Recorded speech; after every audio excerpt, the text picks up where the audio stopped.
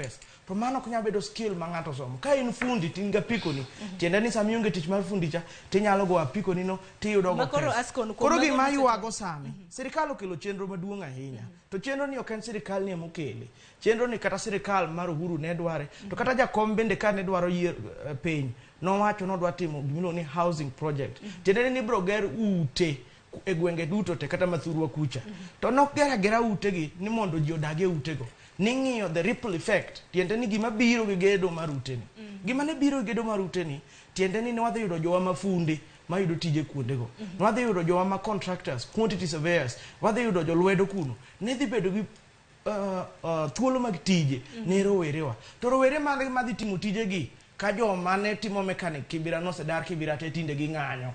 Jomage madhi timo tije mag electrician ka jowa temo nego beni wagole tiegruok mar school to watere e technical training institute wasegolowe kanyo kendo watero gi e ng'anyo. Ng'anyo to krat to magi ok gin pile pile. Ngini kete ka gima ng'anyo ne na pile pile tich ma bende rowere samoro ma bende wacho go timo. Abedo gi buok ahinya nikech ka nyaka ne nyuola. Aparo ni ng'anyo osebedo e gima timore e Thurwa mar Luo Nyanza. Hero kama na inya Salma. Pachika luore kod ng'anyo maket kod mama bende Azimio timo odiochieng' ma kawuono. Erokamano Sharon. Nyoro ni neno ka